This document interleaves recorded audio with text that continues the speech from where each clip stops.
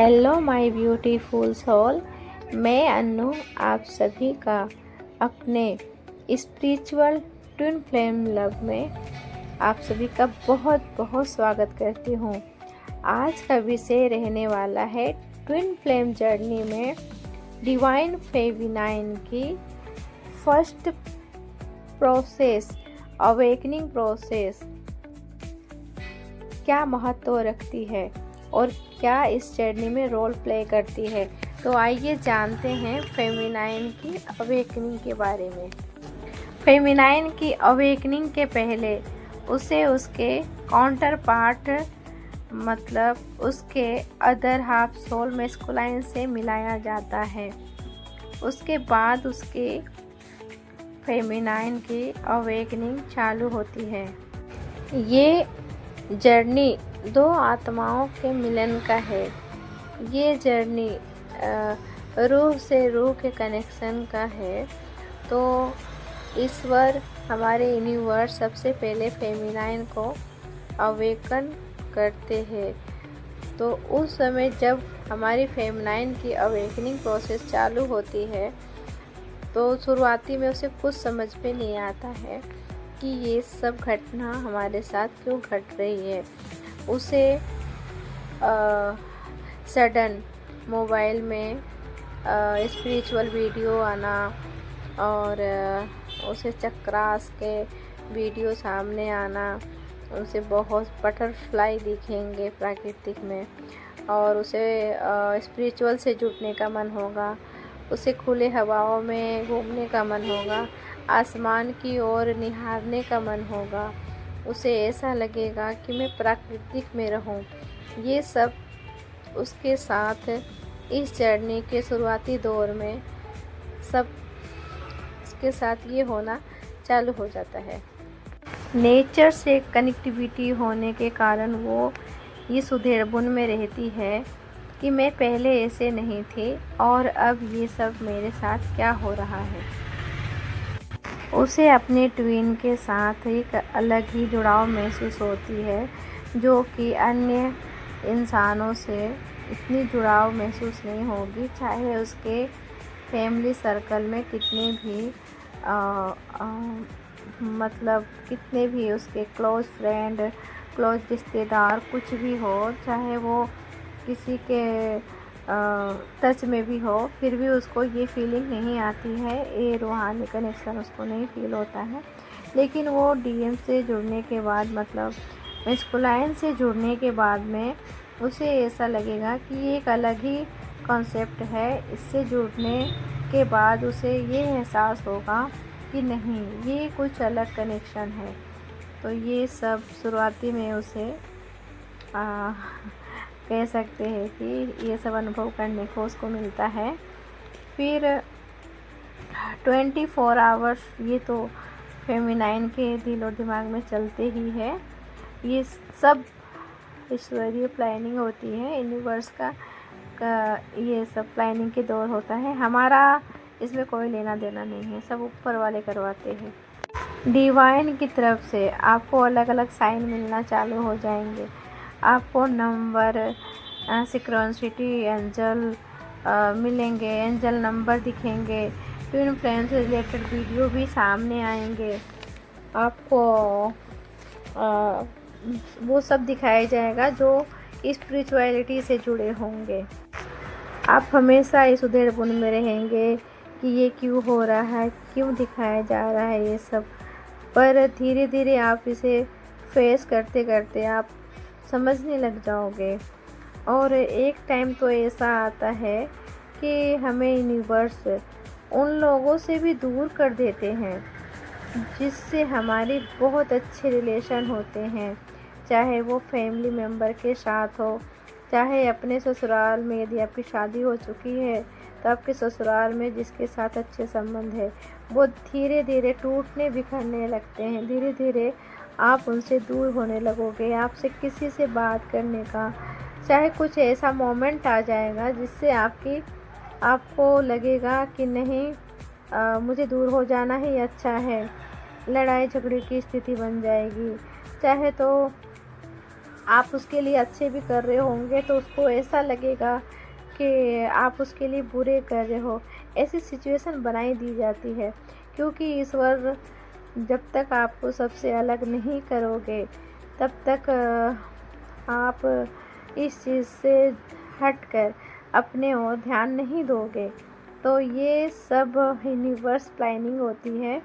तो धीरे धीरे आपके सब फैमिली मेम्बर, चाहे आपके कोई दोस्त हो ज़्यादा करके, तो वो सब धीरे धीरे छूटने लग जाएंगे। यदि आपके 100% दोस्त या आपके 100% आपकी फैमिली मेम्बर से आपके रिश्ते अच्छे होंगे, तो उसमें से 10-20% जो मतलब सही मायने में सच्चे और दिल के अच्छे होंगे, उसको ही आपकी लाइफ में रखा जाएगा। बाकी सबको आपके लाइफ से हटा दिया जाता है। तो ये भी एक टफ सिचुएशन होती है, जो मोस्टली 90% जो फेमिनाइन है उसके साथ ये घटना घटित होती ही होती है। यदि वो ट्रू डिवाइन फेमिनाइन है तो उसके साथ ये घटित होगी। तो आगे और ये होता है, इस ट्विन फ्लेम की एक अलग भाषा भी है जो हम पहले तो नहीं जानते थे। पहले ये तो समझ थी बहुत सारे लोगों को हमारे भारत में कि हाँ, प्रेम नाम की कोई चीज़ होती है, वो डीप में। और वो कैसे, जैसे आजकल के दौर में चल रहा है कि कितने लोग अपने कार्मिक, अपने सोलमेट को भी ट्विन फ्लेम जर्नी में मान लेते हैं। तो ये ज़बरदस्ती की जर्नी नहीं है। यदि आपके सच्चे ट्विन सोल इस धरती पे मौजूद हैं तो आपको उससे मिलवाया जाएगा, ना कि आप उसको ढूंढोगे। आपको ढूंढने की बिल्कुल ज़रूरत नहीं है। वो एक टाइम फेस आता है कि यूनिवर्स आपको मिलाएंगे, आपके अपने अदर हाफ सोल से आपको मिलाएंगे। इसीलिए मैं बस आप सबसे यही कहूँगी कि इस लुप्त में ना फंसें कि आप किसी से अट्रैक्ट हो जाए और किसी से आपको ऐसा लगे कि उसके बिना मैं नहीं रह पाऊँगी, चाहे मेरे दिन नहीं कट रहे हैं। पूरा दिन आप उसको यदि सोचते हो तो ये इसका मतलब ये नहीं है कि आपके वो ट्विन होंगे। वो सोलमेट या अपने कार्मिक, जैसे कि हम पिछले जन्म का अपना बैगेज इस जन्म में क्लियर करते हैं, वो हमारे साथ चलता रहता है। क्योंकि कहना ये है कि जैसे कार्मिक और जो सोलमेट होते हैं, सोलमेट हमारे 6-7 हो सकते हैं, ज़्यादा नहीं होते हैं। सोलमेट हमारे जैसे ही होते हैं, जैसे हमारा जैसा नेचर होगा वो एक्सेप्ट करते हैं, वो सोलमेट होते हैं। और कार्मिक है जिससे हमारा कर्मा वेग जो मतलब किसी जन्म का रह जाता है। जैसे हमने बोला कि हम तुम्हारा साथ देंगे, चाहे हमने किसी का शादी का वादा किया, वो शादी नहीं हो पाई XYZ, तो वो कर्मा इस जन्म में क्लियर करने के लिए उससे हमें शादी करनी पड़ेगी। तो ये होते हैं कार्मिक टाइप के। तो आप इस लुप्त में ना रहें कि सब आपके ट्विन है। ट्विन फ्लेम के कुछ साइन होते हैं, कुछ सिस्टम होती, मतलब उसके आपको एक अलग ही प्रोसेस है, इसकी जर्नी ही अलग है ट्विन फ्लेम की। आप जब उसको देखोगे, ओनली देखोगे आप उसको, आपकी जो आई कांटेक्ट होगी वही बहुत बड़ी पावरफुल होती है। तो वो आपके सपने में भी आएंगे, 24 आवर्स चलेंगे भी। और ये जो ट्विन फ्लेम में जो फेमिनाइन और मैस्कुलाइन होते, ज़रूरी नहीं है कि एक बॉयज और एक गर्ल्स होगी, बिल्कुल नहीं।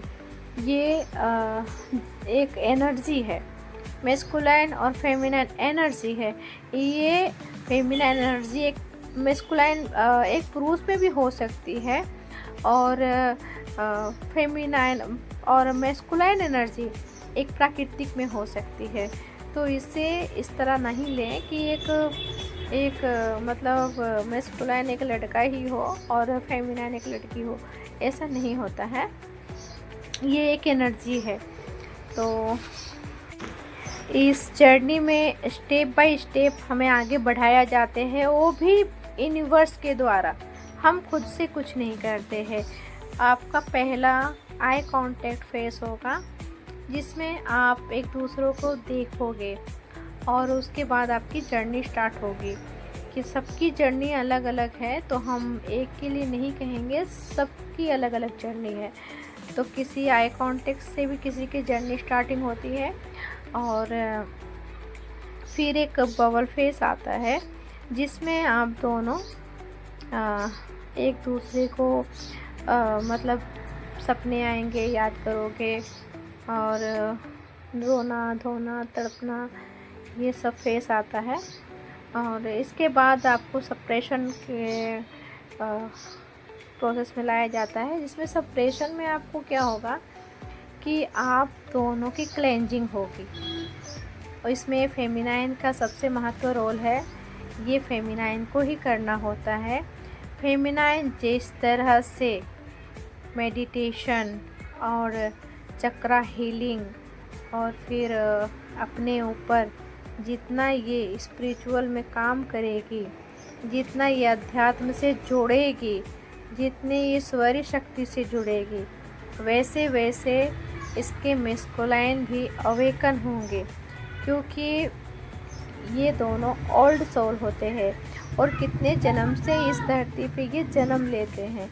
तो जैसे कहा जाता है कि अगले जन्म का हमें इस जन्म में कुछ याद नहीं रहता है, तो वो एक परत जमी होती है, और उस परत को हटाने के लिए हमें बाहर ना देखकर खुद के अंदर झांकने की ज़रूरत है, और खुद को अवेकन करने के लिए हमें ऊपर उठने के लिए मेडिटेशन चक्रास करने बहुत ज़रूरी होते हैं, ध्यान साधना बहुत ज़रूरी होती है।